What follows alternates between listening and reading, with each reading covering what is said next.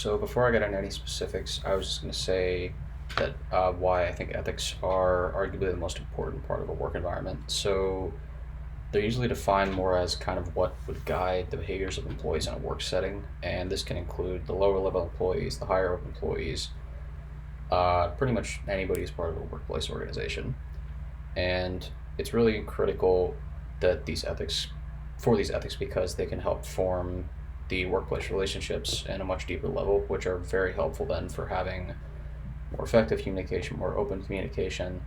And in my opinion, having that open and honest communication is the most important factor in determining or informing a positive work environment, a positive work culture, just all of that. And this doesn't just include on the employees at the same level interacting. This includes employees on different levels interacting, just having that communication across all levels of the organization, and it trickles down, it goes back up. Do whatever you want with it, but it improves everything. It makes the office just culture better, more productive, all the above. Sports, though, is a bit of a unique position because it still has the traditional workplace settings that we could think of, with everyone kind of being in the same space, but it's unique in that it has that, but it also has the other office, so to speak, which is the actual field, the court, etc., of play, where the rest of it happens.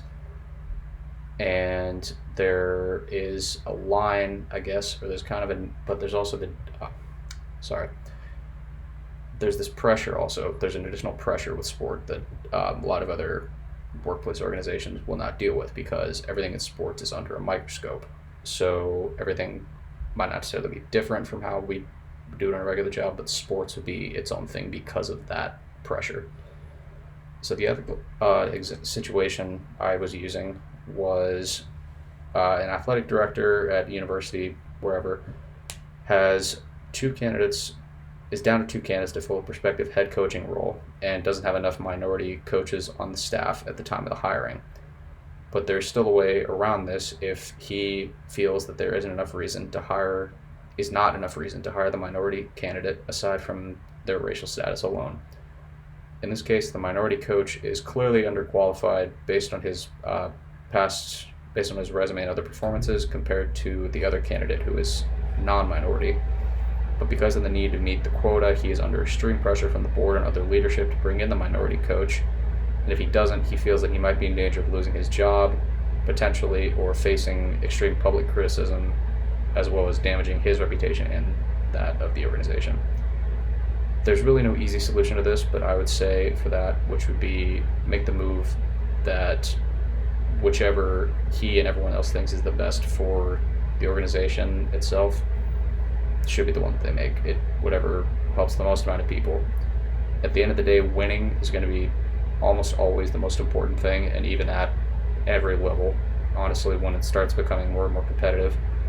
And assuming the job got given to the non-minority coach on the basis that they were more qualified for the job, not just based on their race, I think that people would be okay with that decision as long as they can prove that it was just based on qualification.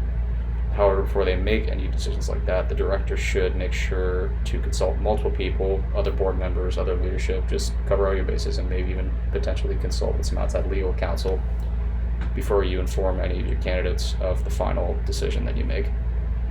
And even if you decide on one of them, you might want to consider bringing in or expanding your search parameters to potentially find a new candidate or two if you feel that the ones you have aren't necessarily quite what you're looking for, because it's still better to take more of your time and make the right decision than it is to rush it and make the wrong one, especially because you might have to do it again very quickly then.